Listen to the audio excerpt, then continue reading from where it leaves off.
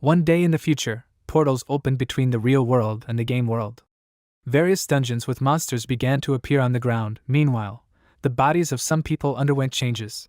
They acquired a system that helped them become players, and gave them the strength to resist the monsters from the dungeons. Using the power given by the system, people greedily plundered the resources of the dungeons.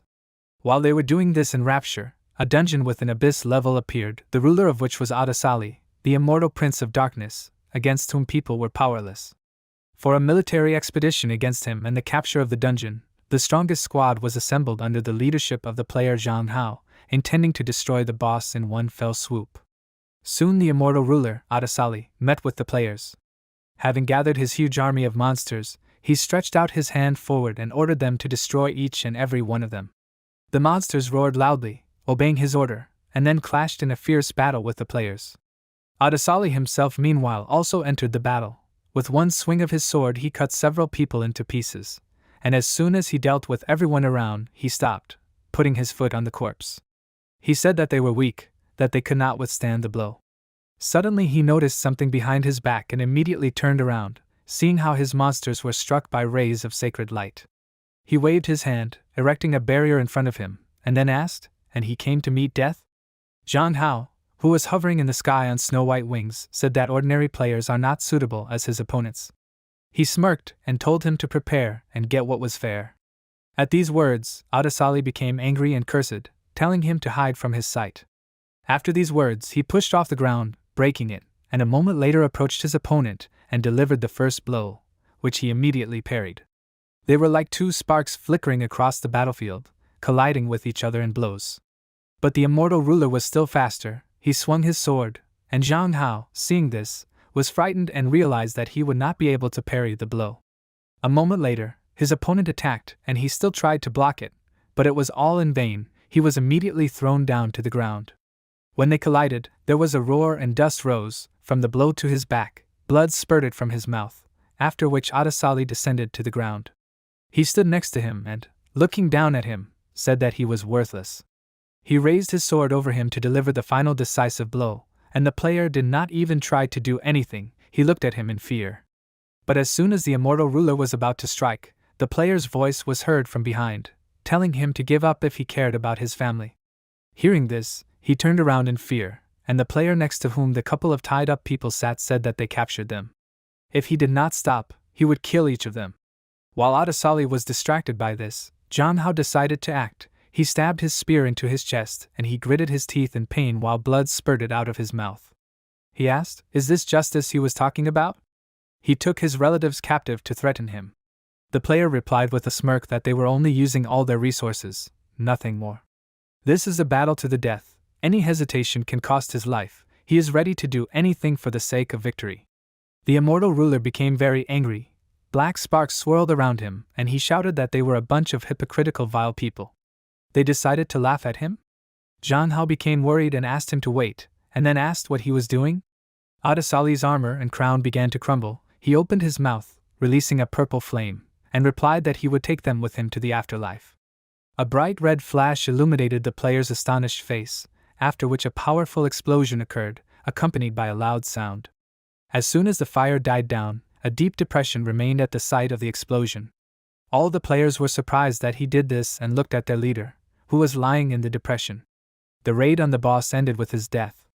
It seemed that everything had calmed down since then, but Adasali's story was not over yet. His sword, which remained stuck in the ground, sparked. 10 years later, in a dungeon called the Burial Fields, a group of players gathered to defeat monsters. Andrea, the squad captain, ordered everyone to keep in line and not disperse. They definitely need to go through this dungeon. The members of her squad obeyed the order, but suddenly a huge piece of wood flew towards them, and one of the players froze in place, looking at it in horror. After that, he was crushed and blood spurted in all directions, and the captain of the squad shouted that it was a suture monster. A huge dead man with a club in his hands appeared in front of them. As soon as he raised his weapon above his head, Andrea ordered everyone to run to the sides. He swung his club and killed several players who did not have time to escape, and the captain thought that they had just entered the dungeon, and so many people had already died. It seems that there is only one way. She pointed her finger at the players standing behind them and calling them a bunch of parasites, ordered them to go fight. One of them, named Zhou Qing, exclaimed that there was no such agreement. Their task is to collect resources. They are new to the dungeon and their levels are too low to fight. A man from the squad threatened them with a whip and ordered them to shut their mouths.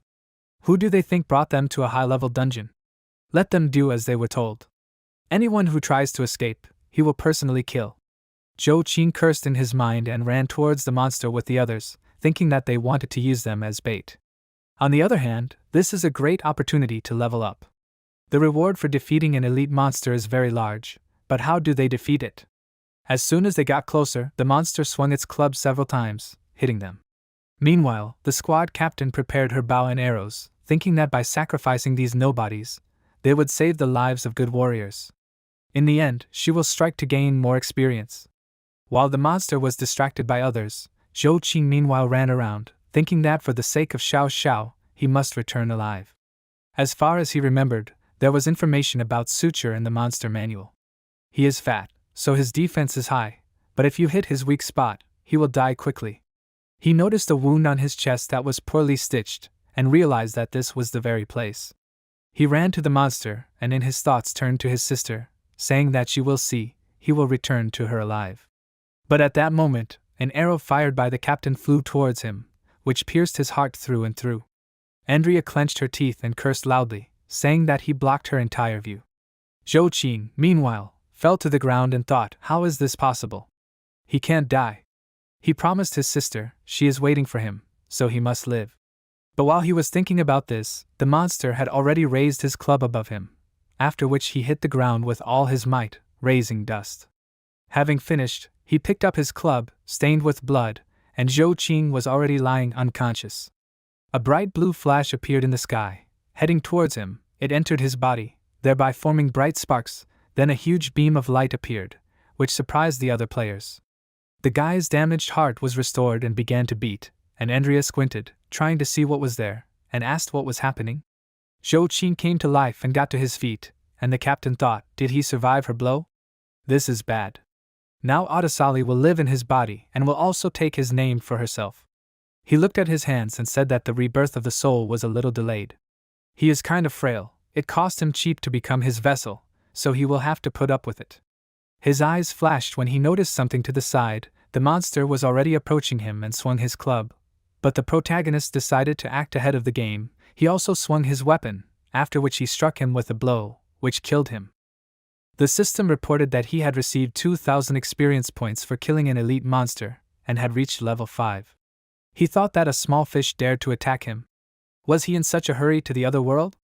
Meanwhile, the other players were very surprised. One of them exclaimed, how did he kill him in one blow?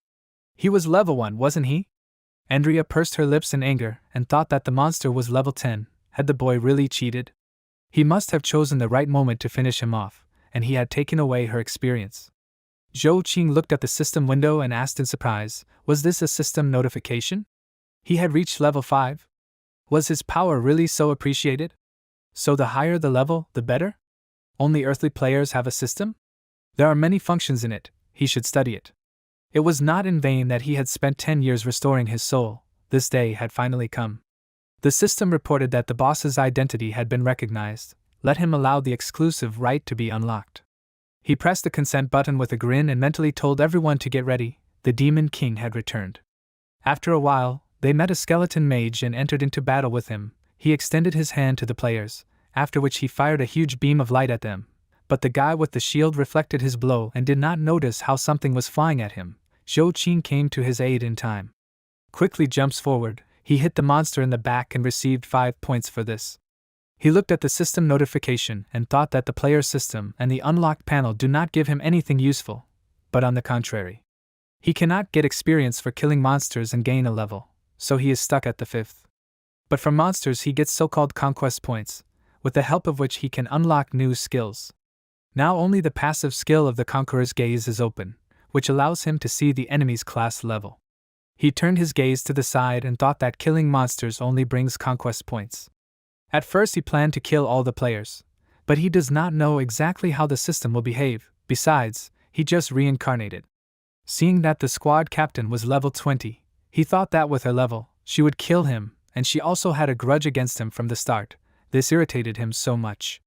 She killed the previous owner of the body, so he should be more careful so that his plan would not be revealed. He walked up to her with a smile and handed her a bottle, saying that it was a magic potion. He wanted to give it to her.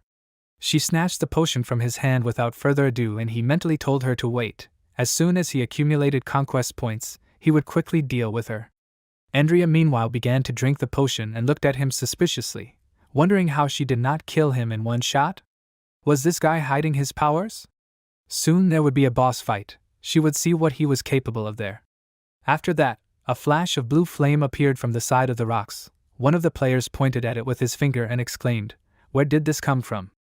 Zhou Qing realized what it was and rubbed his chin with a smile, saying that he figured out who the boss of this dungeon was. A bright flash grew into a raging flame, after which a monster's head appeared from it. A huge level 20 skeleton dragon appeared in front of them, in whose chest a core was shining. The squad captain told them not to panic, they could handle everything. Looking at the monster, Zhou Qing told the others that he was leaving and ran away, and Andrea sent him to hell and said that she would deal with the boss and he would be next in line. After that, the dragon roared loudly, spewing blue flames from its mouth, and the players counted and began to protect the others. Andrea and the magicians who stood in the rear began to attack, covering the dragon with fire, and the main character meanwhile hid behind a stone with a smile. Thought, has he already switched to the heart shape? His exit is coming soon. The dragon roared, and the captain, seeing its core, told the others to kill it, let them slaughter it. Its heart was finally exposed. But as soon as one of the players approached, his hand was suddenly enveloped in purple flames, after which he and the others burst into flames. Their loud screams were heard, after which they burned alive.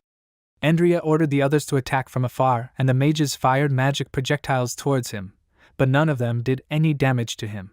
The captain became nervous and exclaimed, "Is he immune to ranged attacks?"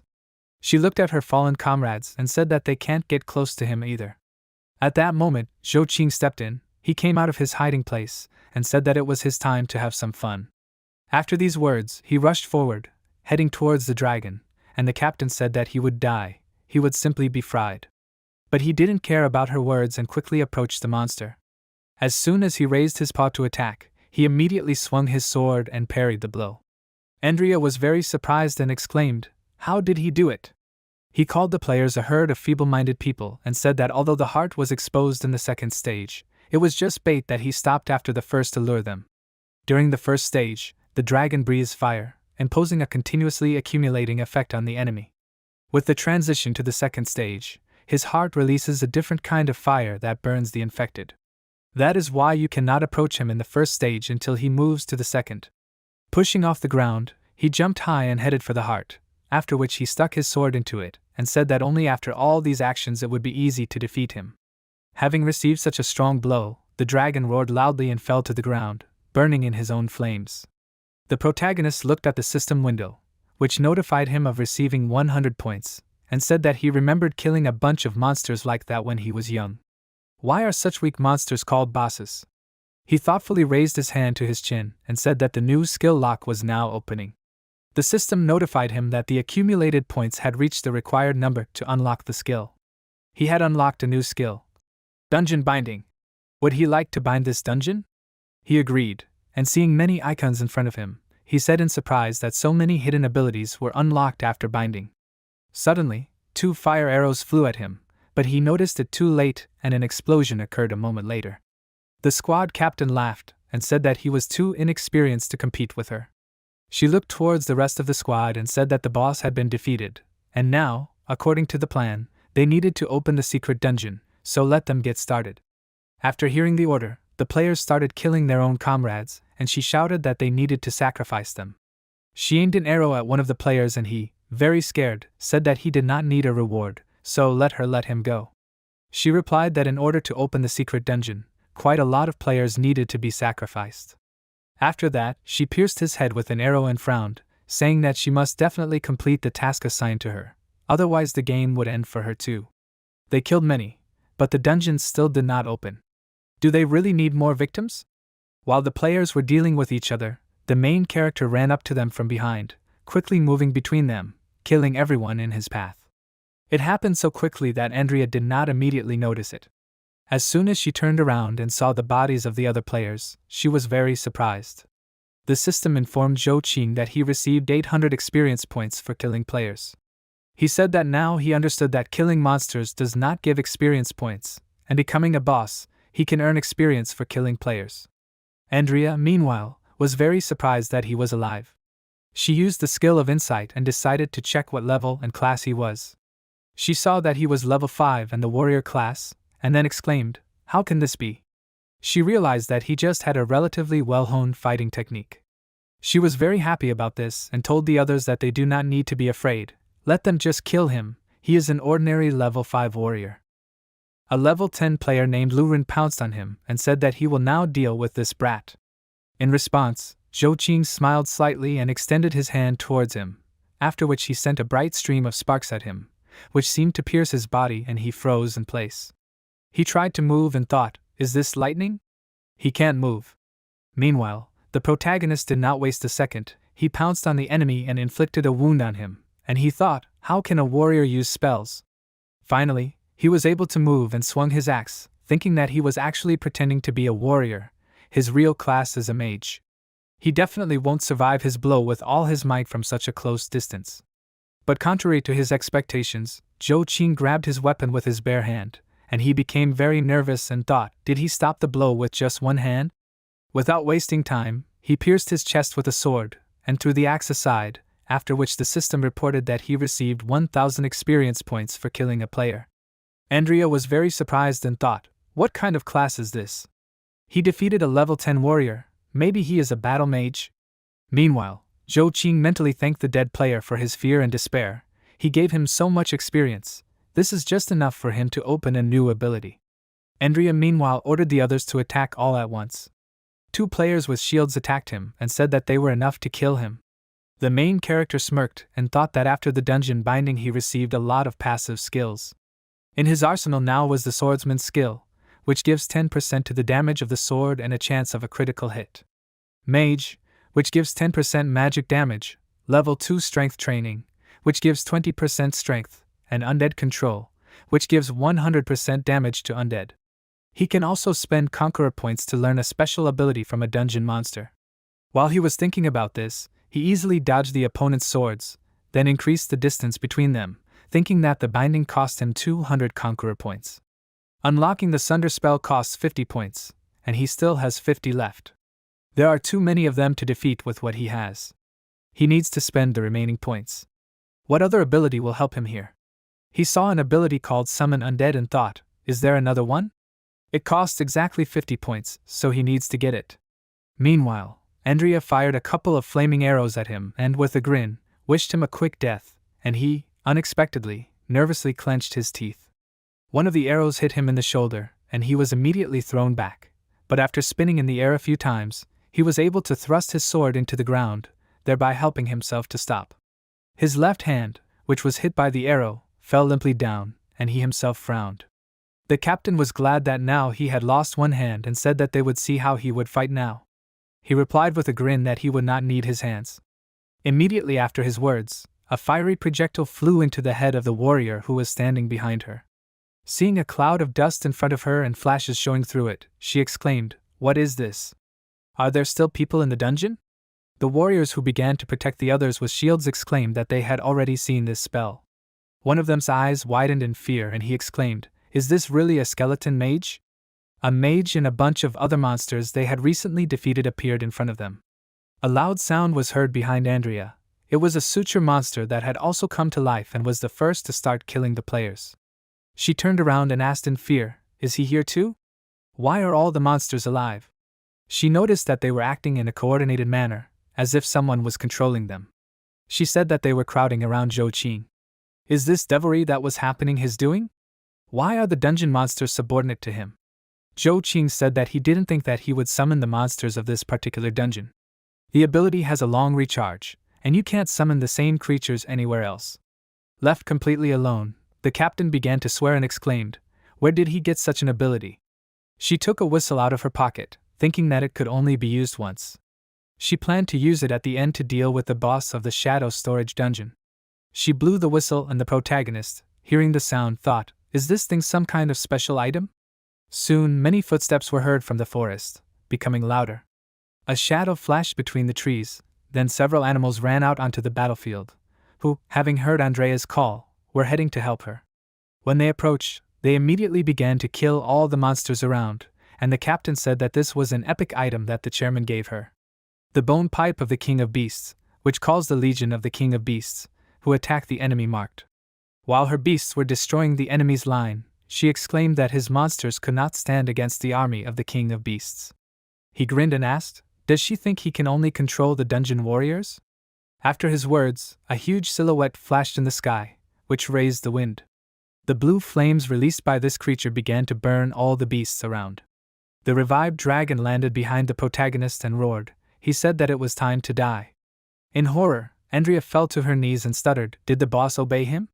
Seeing that they were both approaching her, she asked him to wait. If he killed him, let him forget about staying alive. He raised his head and asked her to explain. She smiled nervously and said that they came to this dungeon on the instructions of the chairman of the Bloodline Guild, Stockton. His goal is to get the highest grade equipment located in the secret dungeon. The Blood Lord is level 40. For him, killing him is like crushing an ant. He replied that he did not care about it. If he got in his way, he would die. Were those her last words? She said that no matter how good he was, there would always be someone better. He shouldn't underestimate his influence. He participated in the murder of Lu Yi's cousin. How does he like that? Does he now understand how stern he is? The protagonist's face darkened and he said that it was such a pity to waste his last words on such nonsense.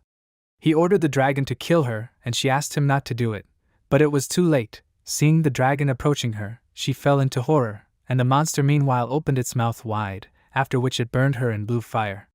He listened to her item cry and the system reported that he received 5,000 experience points for killing a player. He reached level 10. He smiled at this news and said that for killing a high-level player he is given even more experience. With an increase in level, the system healed his wounds.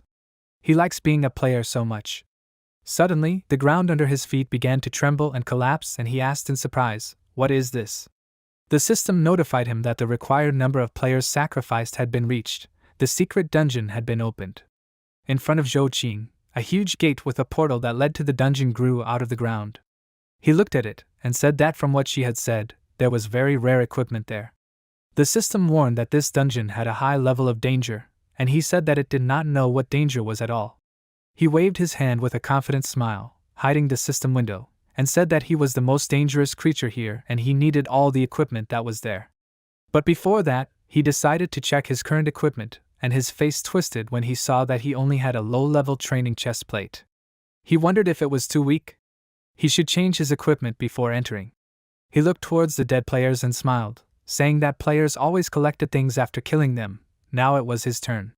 He waved his hand towards the corpses and ordered the monsters to loot them completely. Soon, naked corpses lay on the battlefield, and the monsters, from whose hands various equipment fell, approached their master. He picked up suitable equipment and hid it, saying that this was excellent. The system had a transformation function, so no one would guess that he had killed and plundered people.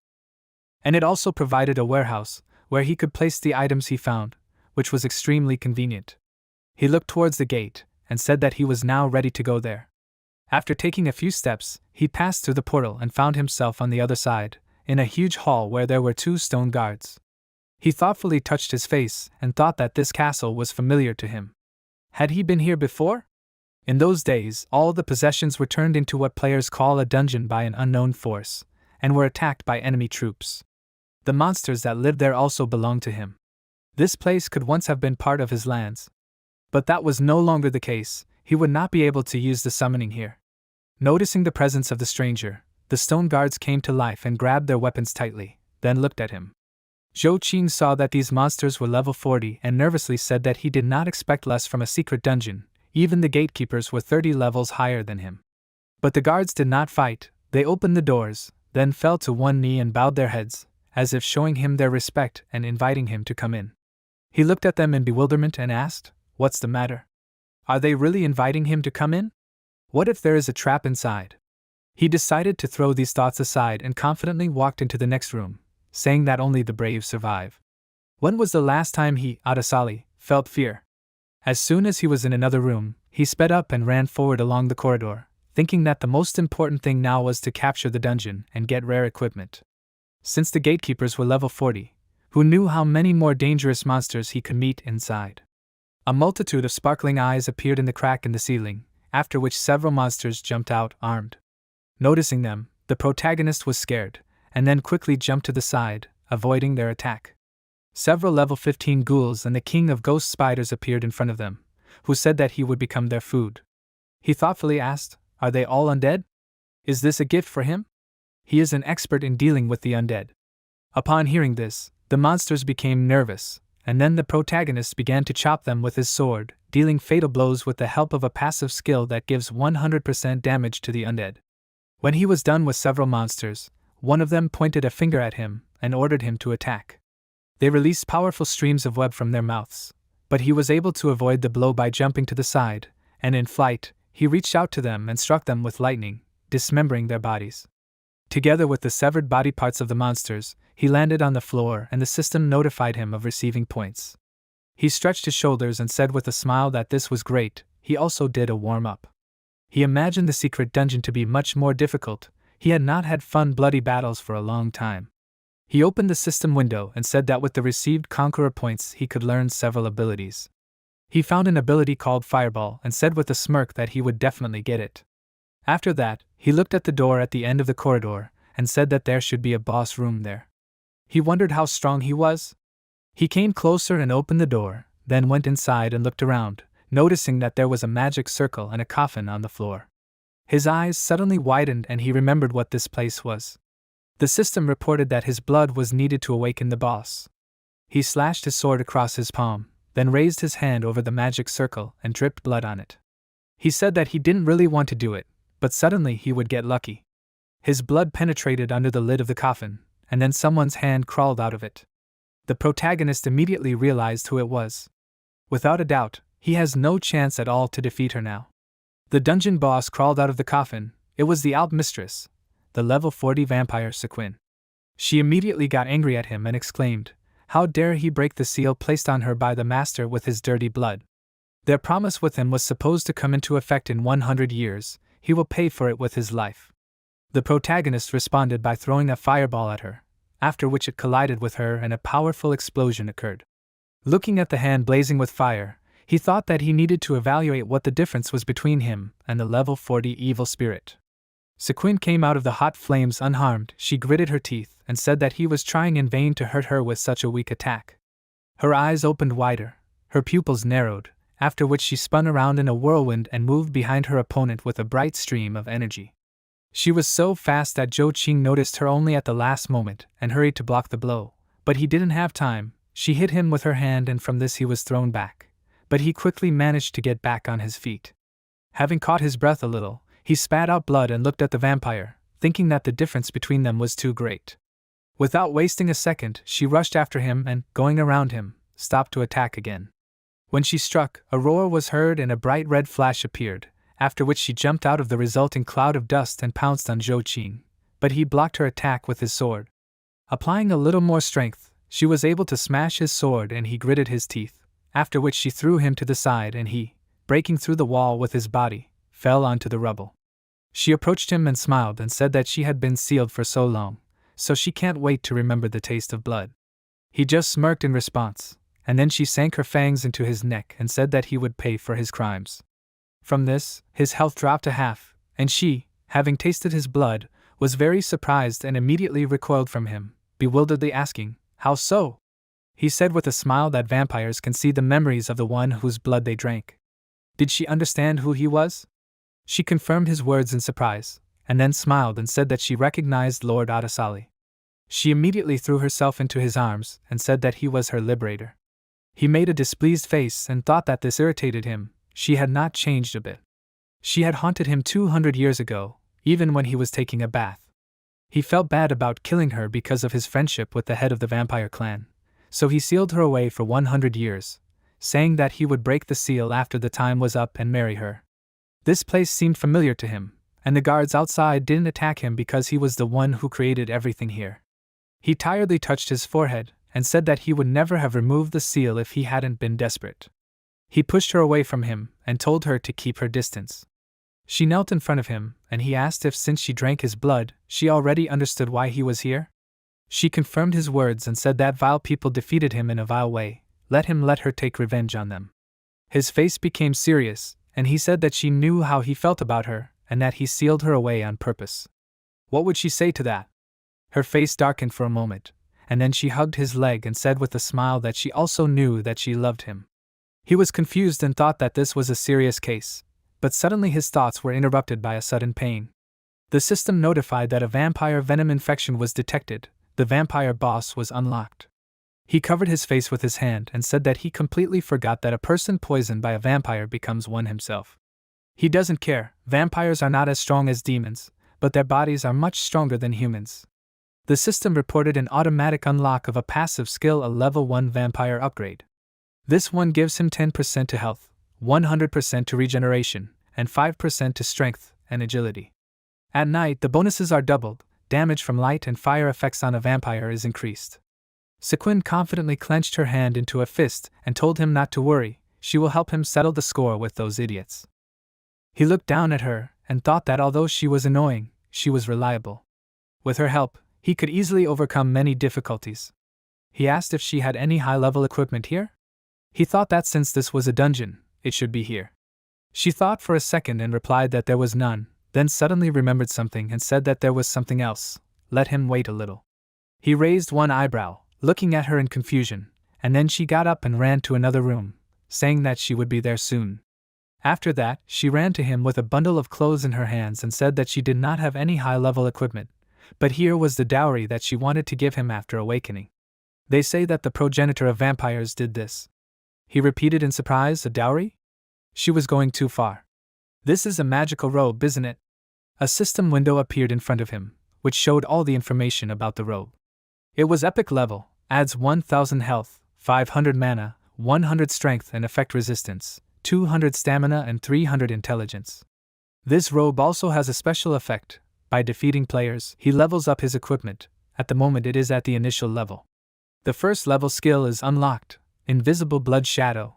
With this skill he becomes invulnerable for 1 second. He looked at the system window in surprise and asked, can this clothing be upgraded and does it have a skill? Sequin asked in confusion, is this normal clothing, isn't it? Or can he see what is available only to players? Hearing this, he was happy and realized that as a player, he sees the properties and abilities of equipment. He is more and more surprised by the possibilities available to players. It was time to change clothes and the system asked if he wanted to change his equipment. He agreed, after which the bundle unfolded and pounced on him, enveloping his body. All this was accompanied by bright sparks. As soon as the clothes sat on him, he said that this was indeed epic level equipment. His past was nothing compared to this. He turned his gaze to the vampire and said that he not only received high-level equipment, but also a level 40 subordinate. Her eyes sparkled with delight, after which he put on a mask and confidently clenched his hand into a fist, saying that it was time for them to get out of the dungeon and go to the human world. After that, he returned to the entrance with her and thought that although he had collected a large catch, but in the world of players, dangers lurk from all sides, he needs to think everything through in advance.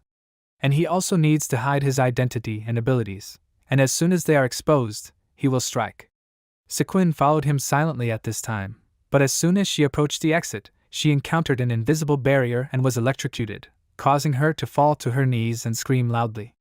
Seeing this, the protagonist was surprised at first, and then he covered his face with his hand in shame and said that he was lost in thought and completely forgot about it. So that she would not escape, he set up a magical barrier. The key to the barrier was his weapon, but he had no idea where she was now. Surely he, the player who killed him, took it. Sequin nervously called out to her lord, and he waved his hand at her and said that he could not remove the barrier now. As soon as the opportunity arises, he will release her. A blush appeared on her face and she said with a smile that he is so spoiled, he cannot stop holding her.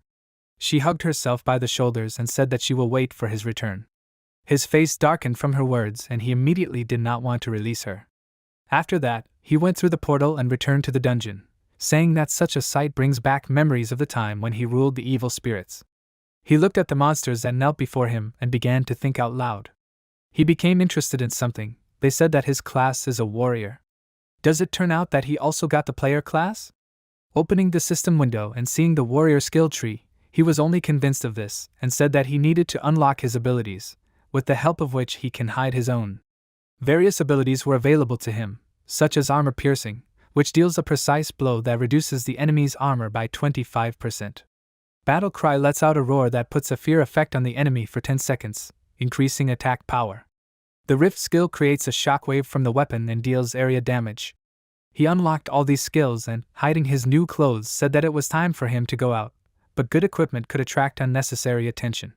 The system opened a huge portal in front of him, and he looked at it with a confident smile, saying that he was going to take revenge.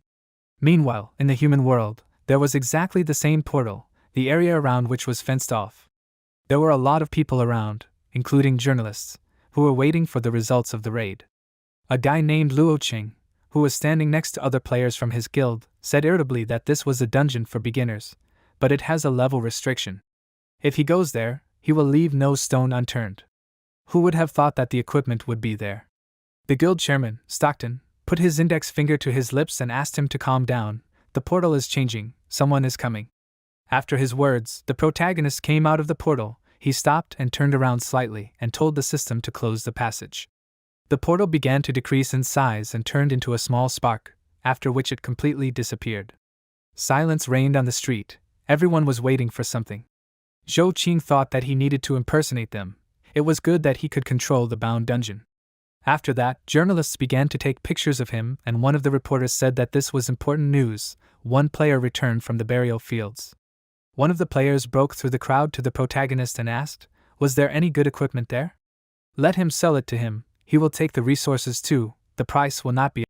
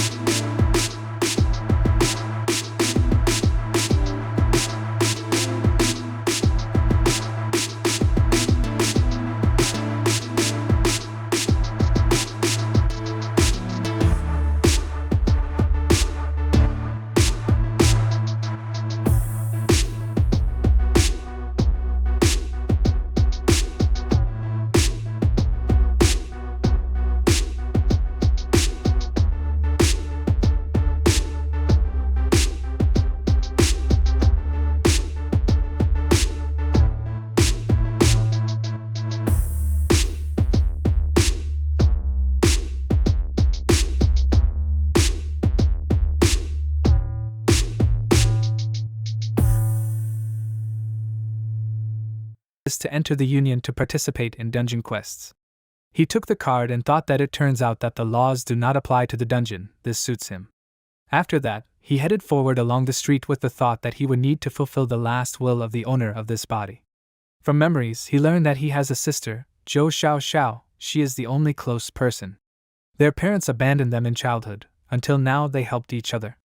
Since he took over his body, his sister is now his. He will protect her instead of him. Soon he reached a small house and said that it was here. From the house he immediately heard his sister's voice, asking them to let her go. Her brother would be back soon. He had become a player. The protagonist's face darkened, and Xiao, meanwhile, almost crying, said that he would return the money to them. He would definitely come. The moneylenders who came to their house said that her brother was a first-level warrior. What is there to be proud of? He is level 15. Even if he returns from the dungeon alive, there will still be little money from selling resources and equipment. Considering his level, he is unlikely to survive. They still have this house, so let her leave here. They will take it to pay off the debts. At that moment, Zhou Qing entered the house. He slammed the door behind him with a loud sound and said that there were somehow too many people here. The guy who grabbed his sister's hand called out to him in surprise, and she was happy. The protagonist began to count the loan sharks, and one of them said that he had become a player, so he would not beat him, so he should take his sister and leave here. And what was he counting there? Zhou Qing's face became threatening and he replied that he was counting the amount of experience he would receive for them. A few minutes later, this loan shark was no longer so confident. He was very scared and thought that this was bad. He had recently become a player, and he came out of the dungeon so strong. How is this possible? He did not have time to react, as everyone was already falling. He fell to his knees in front of him and hit his forehead on the floor several times, asking him to have mercy on them and let them go. They were mistaken. They confused his sister with another person. Zhou Qing looked down at his sister and asked if she wanted to kill him. She replied that killing people was bad. He should rather let them go. The loan shark folded his hands in prayer and thanked her with a smile, saying that from now on she was a deity to him. She stuck her tongue out at him and said that she wasn't that old yet. Let him just act like a good person and not hurt others. The protagonist meanwhile thought that it was such a hassle, it would be easier to kill them. He looked like the head of the local gang. Since he didn't kill him, he could use him. He asked if they had a black market here. He confirmed his words and asked if he needed something. He knew everything here. Zhou Qing touched the air with his finger, thereby opening the system window, after which he threw the equipment out of his inventory and said that he got these resources in the dungeon. Let him sell them on the black market. The moneylender looked at the whole pile of equipment in surprise and asked, did he snatch so much from the first dungeon? He wanted to ask something else, but the protagonist's gaze became threatening, and he told him not to ask unnecessary questions if he valued his life. The guy immediately covered his mouth with his hand and became very nervous, thinking that he was so creepy. It was better not to joke with him. Zhou Qing said that he could take the amount he received to pay off his debt. The moneylender replied with a smile that there would be much more money, so he would bring him everything that was left. He got so many treasures in one raid, maybe he would let him hand over the others too. As a reward, he would take 5% for himself. He replied that he would allow it, but only let him not tell anyone a word that he was selling it on his behalf. Did he understand everything? He thought that there really were a lot of treasures. It would be difficult to avoid suspicion, but otherwise it was all profit. The guy was very happy and calling him his money god said that their cooperation would be fruitful. He and his guys left the house and stood in the passage, saying goodbye that they were leaving, and once they sold everything, they would come to him in a flash. After they left, Xiao pursed her lips and silently punched him, and he looked down at her with an uncomprehending gaze. She asked why he had only just arrived. She was worried. He sighed with a smile, then patted her on the head and apologized for being late. Let her not cry, he was here now, no one would hurt her. He wiped her tears, and soon after that night fell. He put her to bed and thought that so many years had passed, he still could not experience the warmth of family ties. He did not know if his relatives from his past life had survived. He looked out the window and realized that the time was approaching to implement his plan. After these words, red sparks swirled around him, which showed the vampire robe and other equipment on his body, and then he put on his mask. Late at night, he went outside and found a good place to place the portal. He smirked and said that if everything worked out, he would snatch a big jackpot.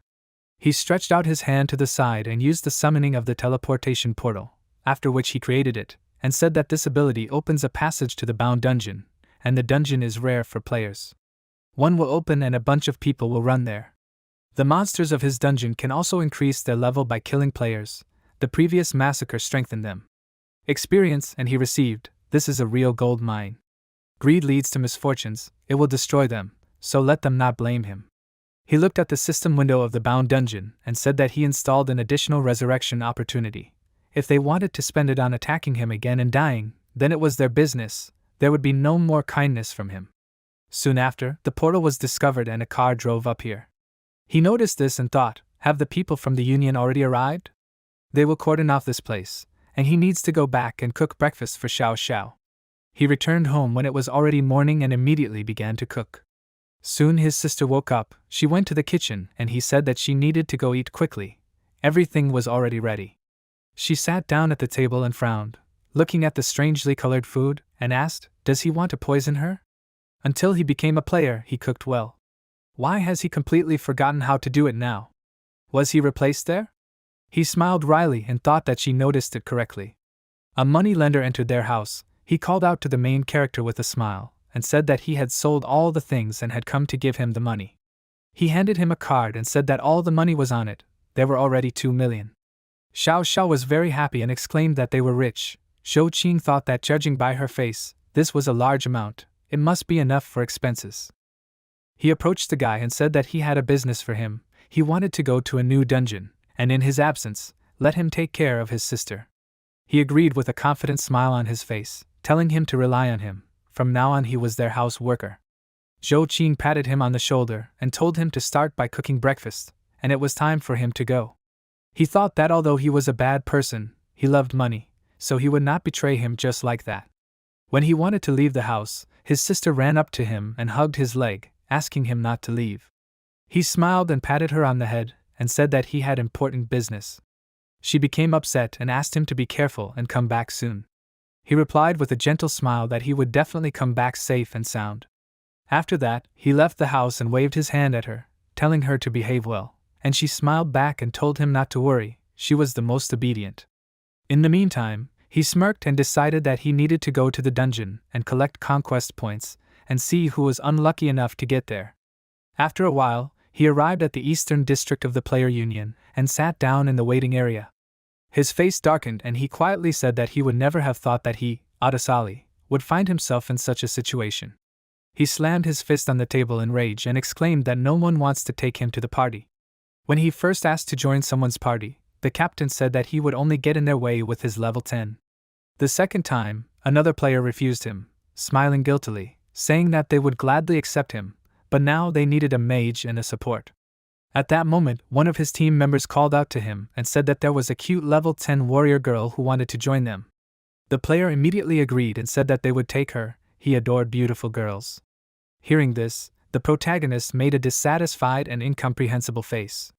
Remembering this now, he tiredly covered his face with his hand and said that the only good news was that several players had taken the raid quest for his dungeon. He wished them a quick death. Suddenly he was approached by a couple of players that asked him if he wanted to join them. He looked up at them in surprise and the team captain said with a smile that they had taken the quest for the dungeon, but they were missing one person. Maybe he wants to go with them? At first, the protagonist seemed suspicious, but then he almost cried with joy and thanked him, saying that finally someone called him. The captain replied that they were just missing a frontline soldier. He extended his hand and invited him to go, and while they were exchanging a few more words, Stockton and Luo Qing were standing on the second floor, watching them. The chairman asked if this was his doing. He confirmed his words and said that their people had already sneaked in here. When the time came, they would finish him off and inspect his inventory to see if he had the equipment. The burial fields were updated, the difficulty level was lowered, and there was an opportunity to resurrect. If he didn't have the equipment, then their subordinates would clear the dungeon and bring them the loot. It was a flawless plan. Soon the team went into the dungeon in one car. Zhou Qing, who was sitting in the front seat, looked at the rest of the team and thought they were weird. Why were they going to such a low-level dungeon? He saw a guy in samurai armor among them and became even more wary. They finally arrived at their destination and the car stopped at a raging portal. They went outside and stopped to look at the information about the dungeon. This dungeon is called Fishman Harbor. The level limit is from 10 to 25. A total of 5 people can enter the dungeon. Their goal is to defeat the boss. Seeing the name, Zhou Qing smiled and understood why they came here. He remembered what was stored in this dungeon. A whole bunch of gold was located in the cave, and the boss guarded it. They entered the dungeon and the squad captain told the mage and support to stand in the middle and guard those in front. The priestess turned to the protagonist with a smile and said that he should protect her since she was new here. He remained silent and thought that he did not have much time. It would be good to kill her and gain experience. When they passed by the river, they did not notice how fishmen were watching them from under the water. Having waited for the right moment, they immediately jumped out of the water and grabbed their tridents to attack. One of them aimed at the priestess and she became very nervous, after which she called out to the warrior to ask him for protection, but he had already run away with the thought that there were many monsters here. First he needed to get out of here and quickly. Seeing that he had run away, the magician stood up to protect the priestess and set the monsters on fire, telling the others to protect her. They cannot let them hurt her. The priestess's face darkened and she frowned with displeasure. The captain of the squad along with the rest dealt with the monsters, cutting off their limbs, and finally the main character entered the battle. He went to the 2 monsters and thought that in order to hide his abilities, he only needed to use the warrior skills. He used the battle cry skill and released a sound wave at the monsters, which stunned them and they froze together. As soon as he wanted to attack, he suddenly noticed 3 bright flashes of flame behind him and was scared for a second. As soon as the flame collided with him and the monsters, an explosion occurred. The monsters were dead, and he was able to defend himself from the attack with a sword. Realizing that they wanted to kill him, he gritted his teeth in displeasure, and then lowered his sword and the magician girl apologized to him, saying that she lost control of her abilities. He gritted his teeth, holding back his rage, then smiled sweetly at her and replied that everything was fine. Next time she would definitely cope. The priestess activated her ability and asked them to come over. She would heal them now. The protagonist stood aside and looked at them suspiciously, thinking that that girl was definitely aiming at him. Her Stockton hired to finish him off. And about that samurai, but he is too strong, although it is clear why he came here. He is with them. He opened the system window thinking that he needed to unlock a bunch of extra skills. The squad captain came up to him, smiling and putting his hand on his shoulder. He said that although there were a lot of monsters, they did well. They needed to continue searching and try to clear the dungeon as soon as possible. After that, they started working together, and no one else tried to kill him yet. He dealt with the monsters, the priestess supported him, and the rest of the squad set the monsters on fire. In this way, they advanced into the very depths of the dungeon and finally reached a large room, and one of them said that this was the boss room. A destroyed sunken ship appeared in front of them, and Zhou Qing, knowing that this was not the boss room, looked around and thought that they probably didn't know that this was the wrong place. The squad captain said that they needed to go, let them stay on their guard. All the team members began to nervously look around, and then glanced at each other, as if giving each other a sign. The mage took action. She extended her hand towards Zhou Qing and used magic, telling the others to attack right away. Stones immediately grew out of the ground, which fettered his legs, and then a man with an axe pounced on him and attacked him, but he managed to parry the blow with his sword. With this, he managed to get rid of the stone shackles and jumped back, but at that moment, the captain of the squad appeared behind him. Noticing movement behind him, he immediately turned back. And then the enemy hit him so hard that blood spurted out of his mouth, and he was thrown straight into the destroyed ship. The priestess exclaimed, "Are they crazy? Why are they attacking the player?" The captain turned to her and with a serious look told her to close her mouth if she wanted to live. She obeyed him, and the protagonist gritted his teeth, saying that it happened faster than he expected. A whirlpool began to swirl in the water. The players realized what it meant, after which a huge level 20 deep-sea catfish appeared from under the water, destroying the remains of the ship. Because of this, Zhou Qing fell into the water and, looking at the monster, said that he understood why they attacked him here. Meanwhile, the players watched him and did not take any action. They waited for him to die. The catfish finally noticed the man in the water and swam towards him, after which it grabbed him and slammed its mouth shut.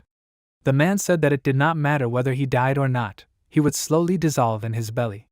The captain asked why he needed to get rid of such a weakling. He turned to the others and said that they needed to get away from here. As soon as they went back, Zhou Qing's voice was suddenly heard behind them, asking, "Are they in a hurry?" They stopped immediately, and when they turned around, they saw flames gushing out of the monster's mouth and its skin melting. A huge, deep cut appeared on the top of the catfish's head, after which the monster fell into the water dead. The players stared at this sight in shock, and the protagonist crawled out of the cut, saying that they were doing a good job of doing others' dirty work. He covered his wound with his hand and asked, "But everything didn't go according to plan, right? And now they're going to die, it's such a pity." Meanwhile, in the guild, the chairman was sitting on a chair and drinking. At one point he asked, "Can his assassins be relied on?"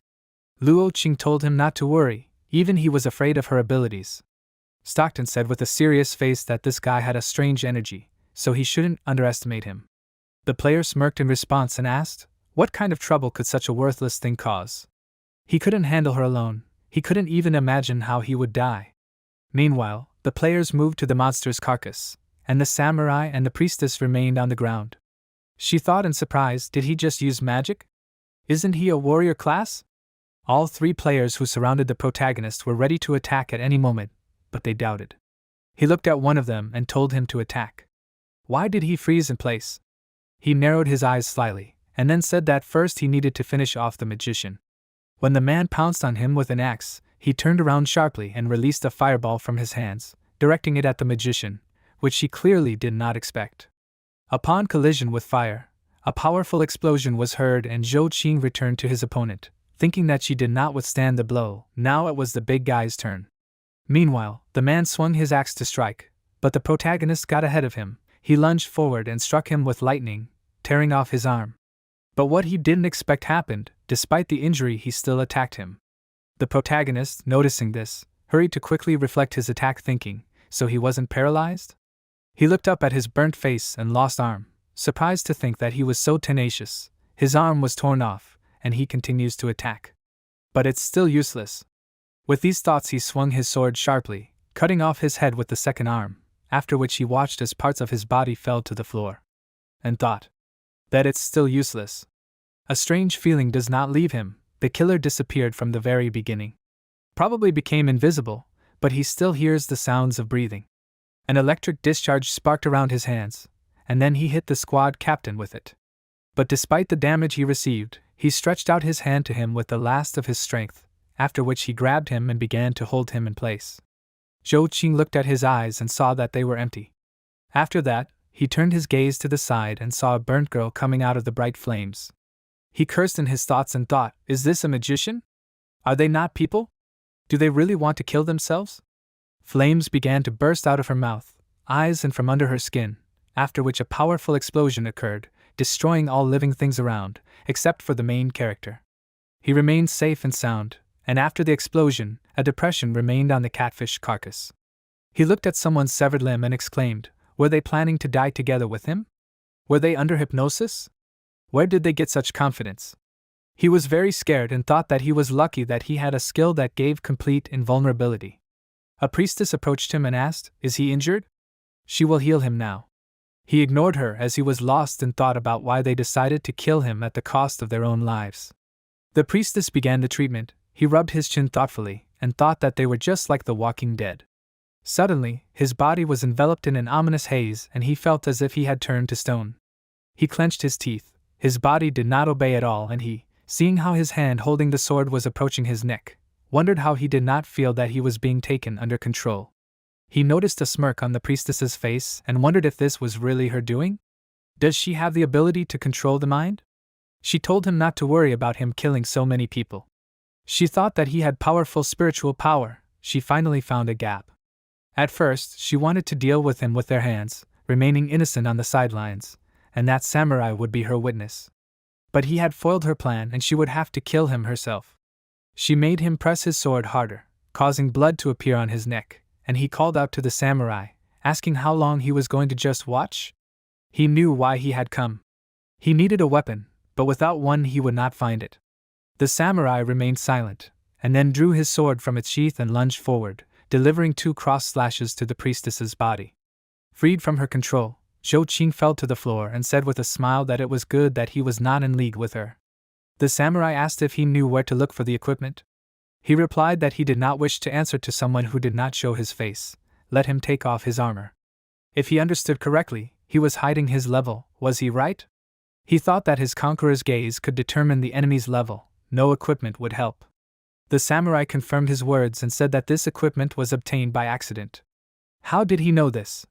His equipment began to dissolve quickly, but under the armor was not a man, but a girl named Miyamoto Nana level 80. She was a master of the sword. She looked at him with a serious look and, pointing the tip of the sword at him, said that if he dared to deceive her, his death would be more cruel than hers.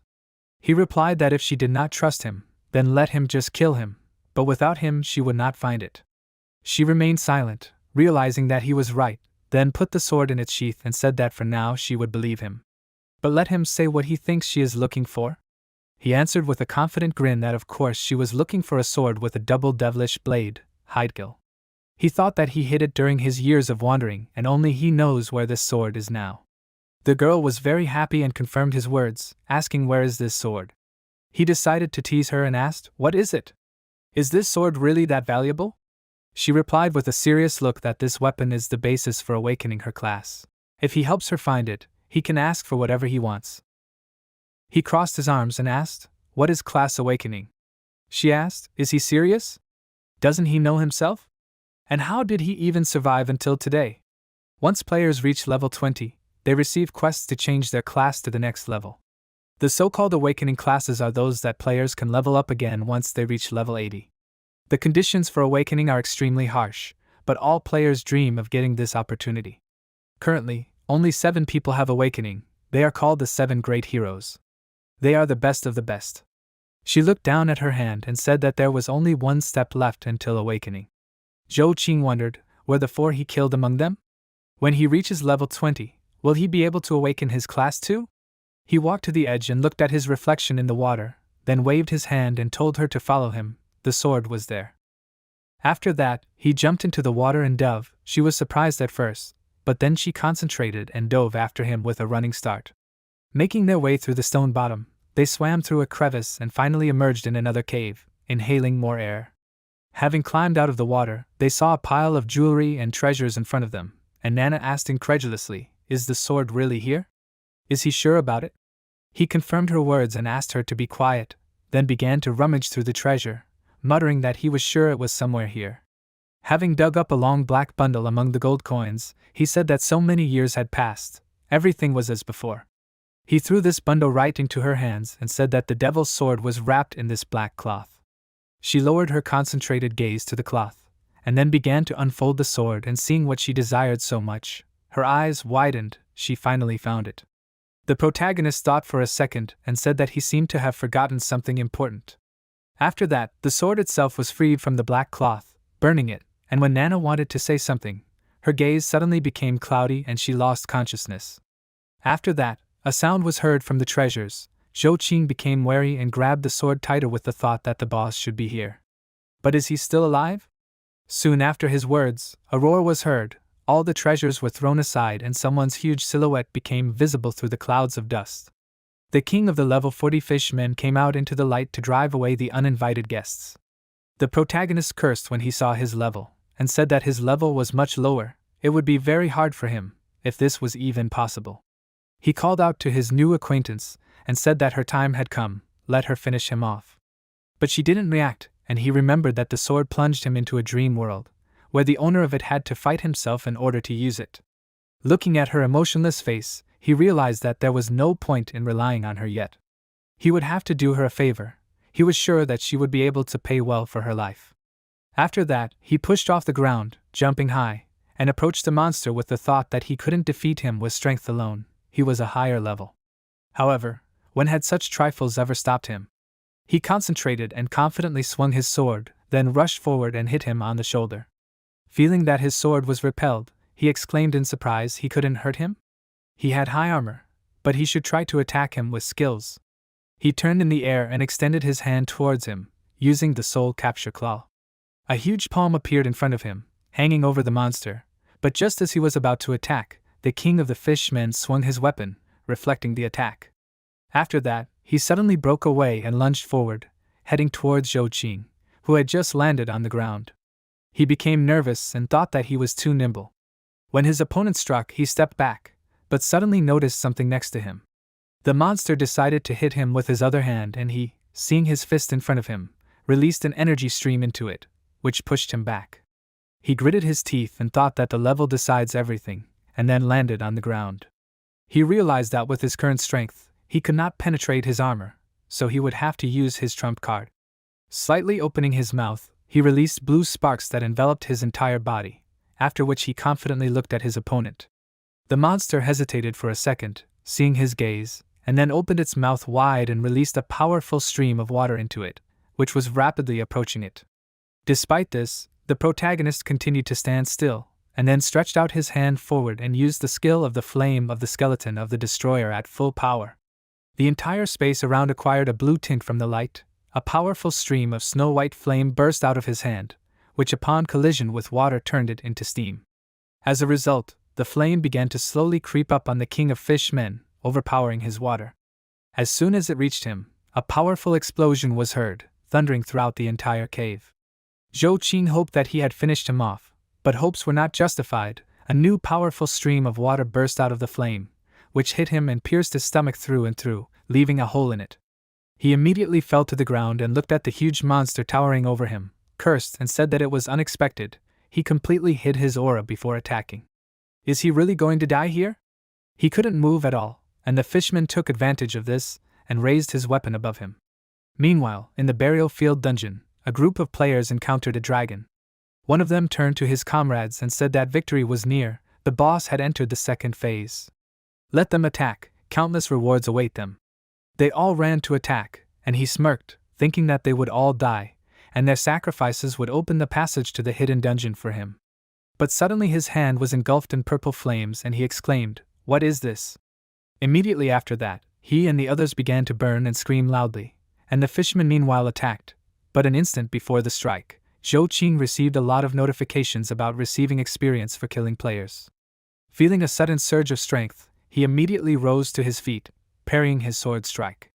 The system reported that his level had increased to 15. He said that he was very lucky, thanks to those greedy fools in the burial fields. And he was grateful to the system. As soon as the player raised his level, his wounds would immediately heal. Seeing that he was on his feet, the monster became very nervous, and Zhou Qing, with a wide smile on his face, announced the start of the second round. After that, he climbed onto his arm and climbing even higher, began to strike. When he climbed onto his shoulder, he jumped back and touched the cave wall with his feet, pushed off and rushed forward, striking him in the shoulder and landing on the ground. He was angry that he could not injure him and asked how strong his armor was. Suddenly, the monster was covered in sparks and changed appearance. The system reported that the boss had entered rage mode. All attributes were tripled.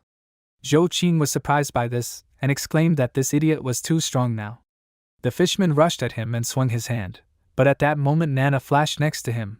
Making several swings of her sword, she delivered powerful blows, dismembering him into pieces. The monster's body parts fell to the ground and Zhou Qing turned around, looking at his savior in surprise, and she said that there was one last blow left. Let him finish him off. This was her gratitude to him. She thought that surprisingly this guy lasted for a long time, although he could have just left. Did he really stay to protect her? He smiled and asked, "She doesn't like to be in debt, right?" He accepts her gratitude.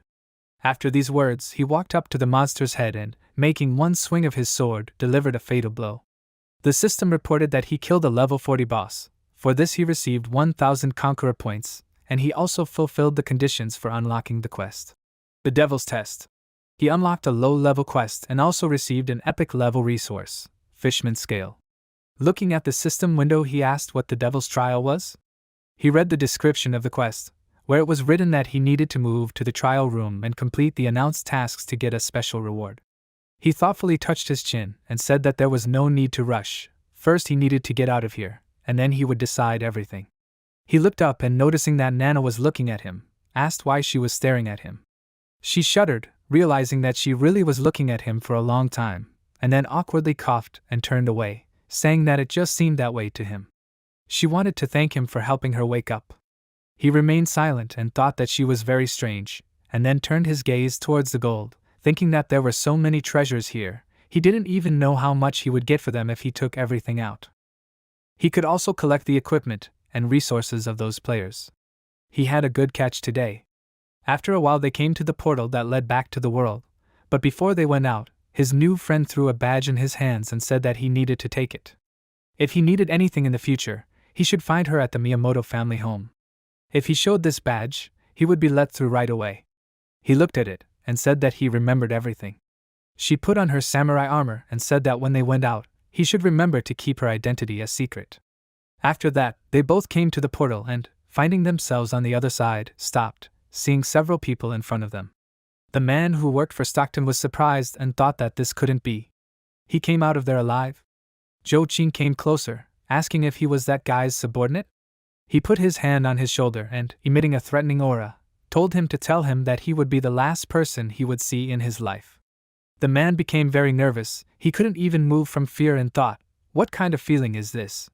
A shiver ran through his entire body, and he didn't even threaten him. He fell to his knees and wondered, is he afraid of him? But even Stockton doesn't scare him that much.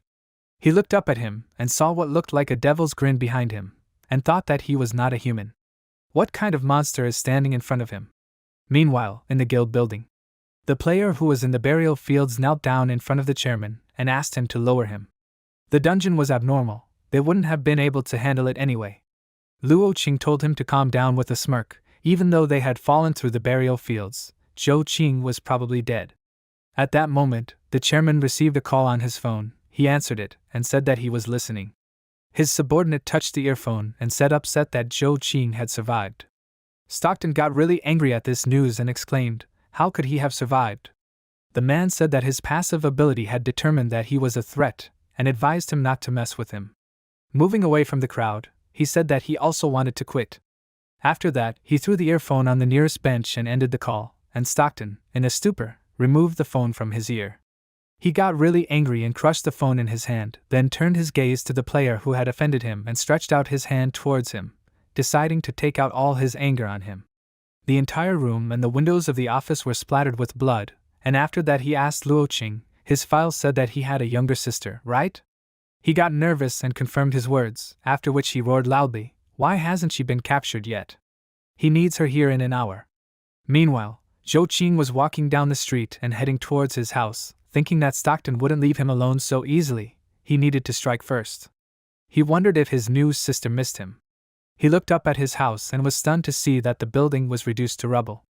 A beaten lone shark sat among the concrete blocks, surrounded by bandits.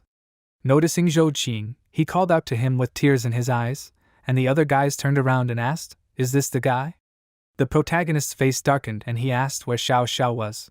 The lone shark apologized to him and said that she was kidnapped because he was too weak. One of the bandits smiled and said that if he wanted his sister to stay alive, he should follow them. He threateningly replied that he didn't need so many people to escort him, he should stand still or die. The guy got angry and asked what he said. He started to threaten him, but unexpectedly for them, Zhou Qing suddenly disappeared from his place and rushed forward, striking all three of them. The severed heads of two bandits fell to the ground, and one guy, not even realizing what had just happened, froze in place. Zhou Qing said that he told you so, one of him would be enough to accompany them.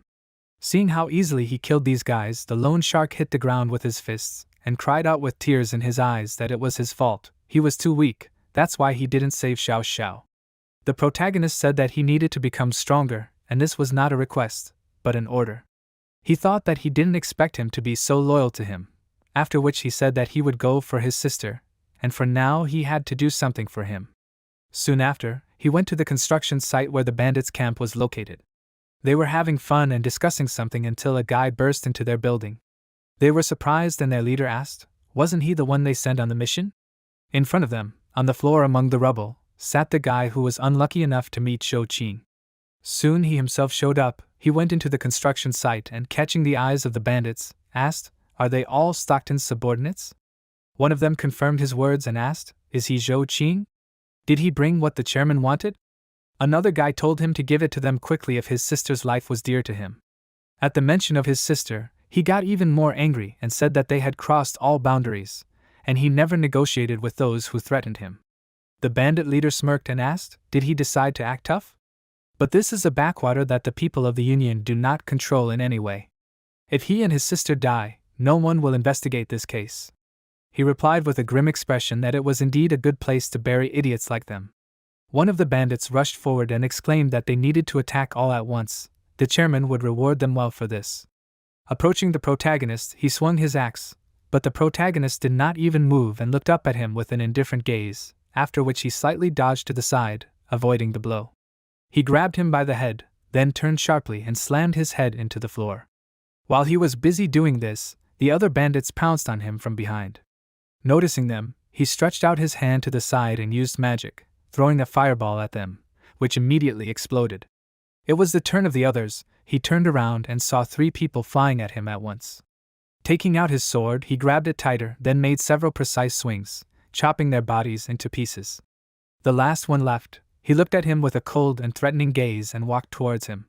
Noticing this, the guy screamed loudly in fear and begged him for mercy with tears in his eyes. But Zhou Qing grabbed him by the neck and put him on the ground, stabbed the tip of the sword into his heart, and said that it was too late for them to start whining for mercy. Meanwhile, Stockton and Luo Qing were watching all this from the upper floor. The player said that it was good that they sent him trash first to evaluate his strength. He is not that simple. What is his class? Judging by his abilities, he looks more like a mage, but he holds a sword. Is he a battle mage? Stockton replied that it does not matter, he is hardly his rival, so there is no point in being afraid.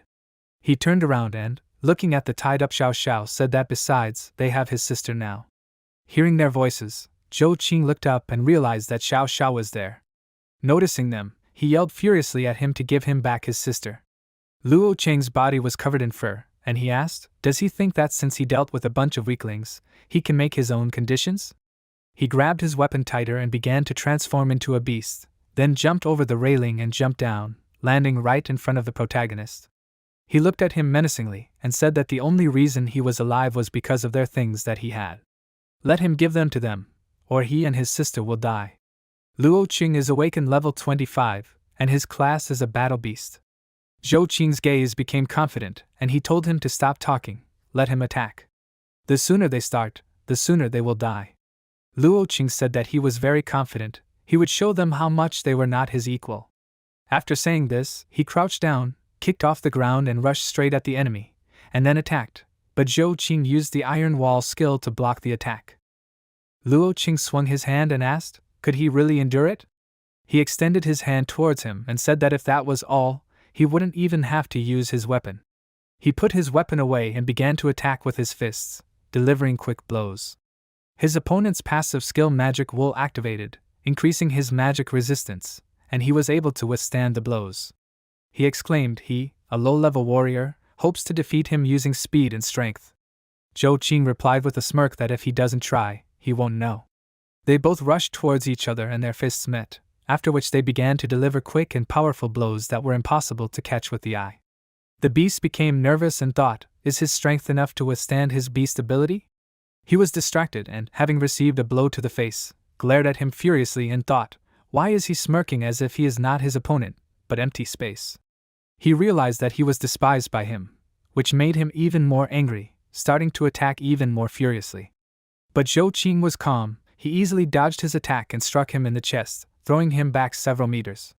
Digging his claws into the concrete floor, he helped himself stop and thought that after transforming into a beast, his strength reached 350 points.